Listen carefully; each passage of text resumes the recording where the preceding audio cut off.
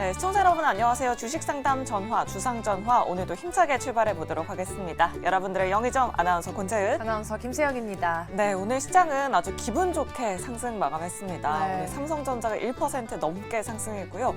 코스피 지수도 3개월 만에 2,600포인트를 탈환하면서 거의 대부분의 업종이 상승하는 기분 좋은 시장이었습니다. 맞아요. 외국인과 기관이 또 순매수하면서 지수 상승을 유도했지만 반면에 네. 개인은 또 1조 원 넘게 매도를 했습니다. 정말 종목에 대한 고민이 많은 시점이신 것 같아요. 그러니까요. 지금 종목 고민 있으시다 하시는 분들 주저하지 마시고 저희한테 연락 주시면 되는데요. 전화번호 02-2000-4919번으로 지금 바로 연락 주시면 되고요. 네, 전화 말고도 문자 그리고 유튜브 채팅창도 열려 있습니다. 문자샵 2034로 고민되시는 종목명 그리고 매수가 비중 보내주시면 저희가 잠시 뒤에 또 친절하고 냉철한 상담 도와드리도록 할게요. 네, 그럼 오늘 여러분들의 종목 고민 해결사가 되어주실 네 분 바로 소개해드리도록 하겠습니다. 네, 좌의정에는 정태근 이사 그리고 정재훈 대표 모셨고요. 네, 우의정에는 예병군 대표 그리고 이성웅 이사님 모셔봤습니다. 네 분 어서 오세요. 네, 안녕하세요. 네, 일단 오늘 시장이 아주 기분 좋게 상승 마감했습니다. 네. 코스피 지수 무려 3개월 만에 2,600포인트를 탈환했는데 사실 저희가 어제 내년에 코스피 지수 3,000포인트까지 갈 수 있냐라고 이렇게 또 질문을 네. 드렸는데 마침 또 이렇게 시장이 참 상승해서 그러게요. 정말 다행인 것 같아요. 그렇다면 연 말에 또 연 내로 2,600포인트 그리고 2,700포인트까지 좀 갈 수 있을지 정재훈 대표님께 한번 여쭤보도록 하겠습니다. 이 상승 분위기 연말까지 좀 이어갈 수 있을까요? 일단 분위기는 나쁘지는 않아 보입니다. 다만 이제 오늘 좀 과하게 좀 상승한 부분들이 아닌가라고 좀 생각이 드는데요. 외국인 쪽과 기관 쪽의 매수세는 좀 상당히 강했습니다. 특히나 선물 매수가 좀 상당히 강한 그런 모습들이 좀 나타났는데 내일이 위클리 옵션 만기일입니다. 그 부분들에 있어서의 미리 선반영된 그런 부분들이 아닌가라는 좀 생각이 들고요. 두 번째는 개인 투자자분들의 양도세 이슈가 좀 계속적으로 좀 나오고 있는 그런 상황들인데 완화될 것을 대비해서 매수세가 좀 들어온 부분들이 아닌가 싶습니다. 단기적으로는 좀 조심스럽지만 일단 고점 징후는 좀 나오고 있는 부분들이 아닌가라는 좀 생각이 들고요. 여기서 무리하게 좀 따라 들어가는 것보다는 조정을 좀 활용해서 매수라는 전략이 좀 좋지 않을까라고 좀 생각이 들고요. 어찌됐든 연내에 올해 고점 자리대를 넘어설 수 있을지는 모르겠습니다만 추가적으로 좀 상승을 하게 된다라면 어찌됐든 2,700대 부분대까지는 상승이 좀 나와줄 수가 있다라고 좀 생각을 하고 있고요. 다만 이제 먹을 폭이 그렇게 크지가 않으니까 조정을 좀 받았을 때 매수라는 전략이 좀 좋지 않을까라고 좀 생각을 하고 있습니다. 네. 코스피 지수 2,700포인트까지는 가능할 것 같지만 그래도 지금 추격 매수하는 종목들은 좀 아닌 것 같다라고 이렇게 또 주의 깊은 코멘트를 해주셨네요. 네, 오늘 또 코스피의 상승을 이끌었던 게 반도체 대장주들이었습니다. 네. 삼성전자가 또 신고가를 돌파하는 데 성공을 했고 SK 하이닉스도 이제 고점 돌파를 시도하고 있는 중입니다.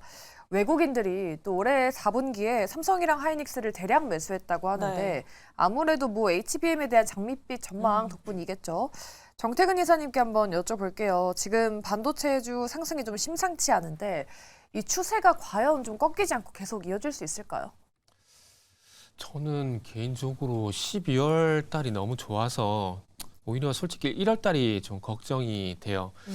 올해를 한번 예를 들어보게 된다라면은 2022년 12월 달 되게 안 좋았잖아요. 네. 그런데 신현효과가 나타나게 되면서 그 상반기에 좋았던, 그러니까 1월 달에 좋았던 흐름이 상반기에 좀 이어졌는데 12월이 너무 좋다 보니까 도리어 1월 달에 꺾이지 않을까라는 건 제가 틀렸으면 좋겠습니다. 저는 좋겠는데 저 개인적인 경험치를 보게 된다라면은 12월 달이 좋았을 경우에 1월 달이 도리 안 좋았던 경험이 있기 때문에 사실 조금 걱정이 돼요. 그러다 보니까 지수가 꺾인다라기보다는 시장이 안 좋아진다라기보다는 이러다 보니까 개별 종목 장세가 1월 달도 계속 되는 것이 아닌가 하는 생각이 들어요. 지금 현재 시장이 계속해서 어찌 보면은 그 빠른 순환매의 어떤 개별 종목 장세가 계속 지속이 되고 있잖아요.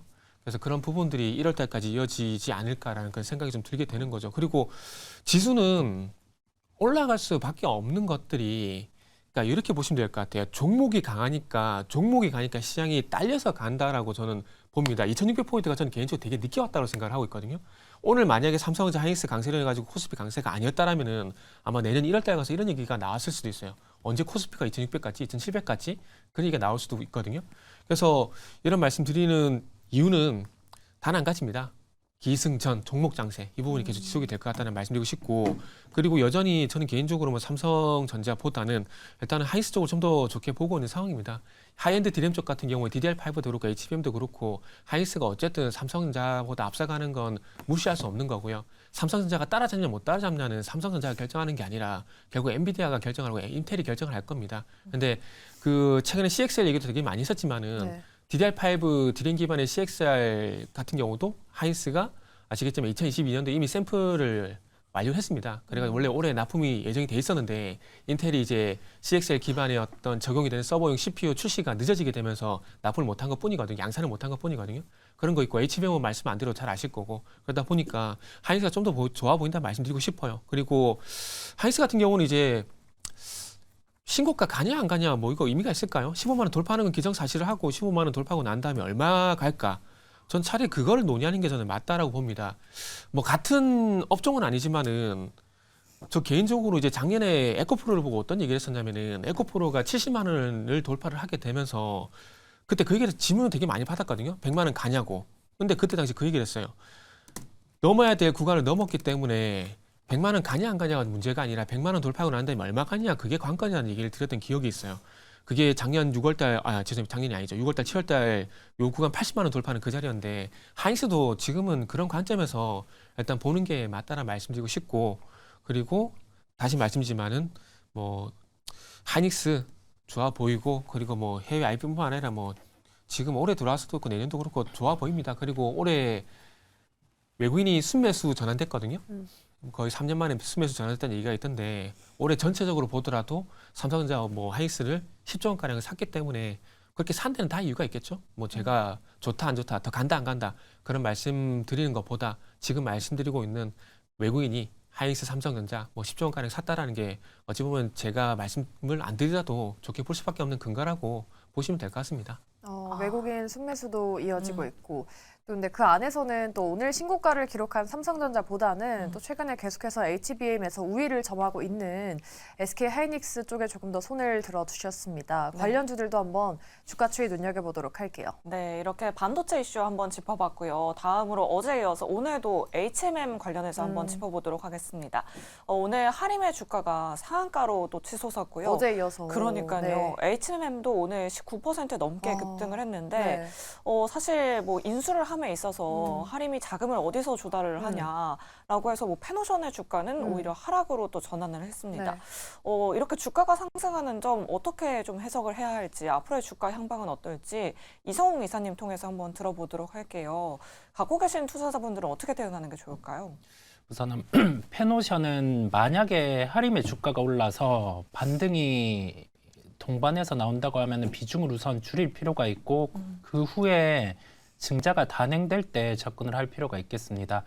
구체적인 매각 금액은 3조 6천억 원으로 확정이 됐었고 인수금융 같은 경우가 여기에서 한 7천억 정도 인수금융 같은 경우가 7천억 여기에 더해져서 나머지 JKL 파트너스 7천억 인수금융 같은 경우가 한 1조 2천억 정도 예상이 되고 여기에 이자 비용은 한 8% 정도 그 다음에 페노션의 영구채 발행으로 5천억 그러면 한 3조 정도가 남습니다. 이 3조 같은 경우가 페노션의 지금 현금성 자산을 따져봤을 때는 약 2조 7천억 원 정도의 증자가 필요할 것으로 보입니다.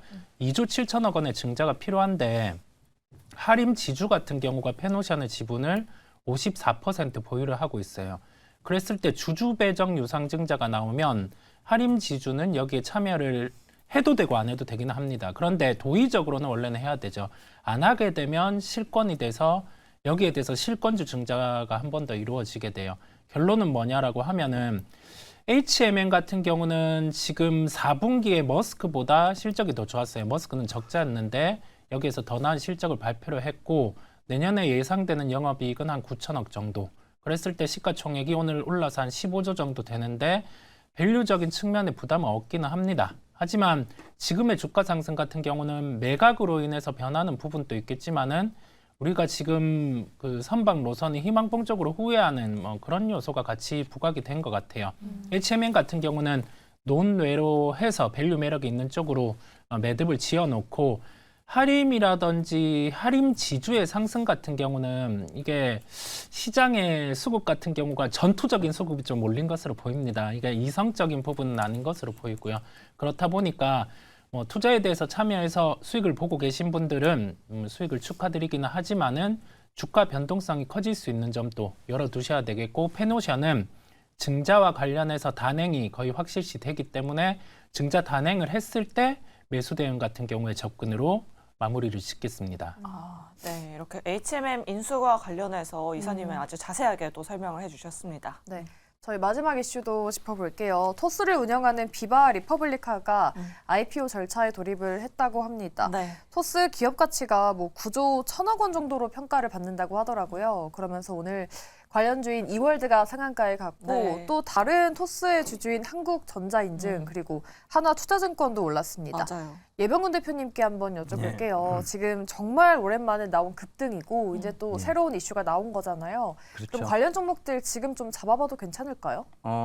일단 좀 면밀히 분석을 좀 해보자고요. 그러니까 이제 이게 구조 몸값이라는 것은 결국은 아직 이제 뭐 정해진 건 아니에요. 그러니까 우리가 이제 흔히들 평가 가치에 대한 부분인데 이 평가 가치가 이제 구조로 이제 대충 추정을 해보는 거죠. 추정을 했을 때 그러니까 이제 뭐 간평사에 의해서 추정하기도 하고 그러니까 이제 추정을 해본 결과가 이제 구조란 얘기고 그다음 이제 이게 상장이 되고 나면 이렇게 이제 비상장 때 투자했던 회사들이 있어요. 이 회사들이 이제 엑시트 구조를 갖게 되는 거거든요. 그러니까 비상장 때 투자를 해서 이게 예를 들면 이제 엑시트 구조는 거의 이렇게 대규모 투자를 한 사람들은 두 가지밖에 없어요. M&A 아니면 그다음에 이제 상장이에요. 근데 상장이 훨씬 효과적이죠. 왜냐하면 비상장 때 투자했다가 상장에서 매도를 하게 되면 양도소득세가 발생하지 않습니다. 근데 비상장에서 비상장 때로 팔게 되면 양도소득세가 존재를 하죠. 그래서 지금 어찌 보면 굉장히 큰 호재가 생긴 거예요. 특히 이 중에 이제 지분이 가장 많은 게 이월드인데 이월드는 지금 이제 이랜드 자회사죠. 이랜드가 10% 지분을 가지고 있어요. 여기에. 그러다 보니까 이제 오늘 가장 강하게 올라왔던 거고, 그 다음에 이제 그 다음이 이제 9.1%를 쥐고 있는 하나투자증권. 그 다음이 이제 하나금융지주 8.8%죠. 그 다음이 이제 한국전자인증인데 여기는 이제 2.1% 정도밖에 되지 않아요. 그래도 크죠. 지분법 이익으로 봤을 때는. 그러니까 이 부분들이 결국은 특히 중소형주의 특히 이월드나 한국전자인증의 강한 상승세를 만들어냈다고 보시면 될 것 같아요. 그러면 자 그럼 여기서 이제 사실은 여기까지고 그러면 앞으로 지금 향후에 이 주식이 더 갈 수 있습니까? 라는 질문에 답변을 드리겠습니다. 자, 시장은요, 제가 늘 말씀드렸죠. 새로운 걸 좋아하고 새로운 모멘텀을 찾아다닌다라고 얘기를 드렸어요. 지금 정치권 테마 관련 중에서도 가장 강한 게 한동훈 장관 관련주입니다. 이유는 새로운 인물이잖아요. 한 번도 언급이 되지 않았던 그 새로운 인물이니까 굉장히 강한 거예요. 그러니까 그 부분을 지금 참고해 보시면 이건 새로운 모멘텀이에요. 그러니까 어찌됐든 토스의 흥행 여부, 뭐 토스는 지금 최근에 들어와서 굉장히 이제 이게 IPO 시장이 굉장히 뜨겁죠. 그러니까 흥행은 당연히 될 거라고 본다면 그 흥행 여부를 접어두고라도 많은 자금들이 몰릴 수 있다. 그런 것은 결국은 이 회사 한국전자인증이나 지금 이월드 같은 경우에 추가 상장이 충분히 가능하다. 중소형주 쪽으로 쏠림 현상이 가능하다. 왜? 그렇다고 해서 이 지금 토스 관련주가 굉장히 스프레드하게 많이 펼쳐져 있는 건 아니에요. 딱 줄일 수 있잖아요. 그죠? 그렇기 때문에 오히려 집중해서 들어올 가능성도 높다. 이렇게 판단을 하셔야 될 것 같아요. 네.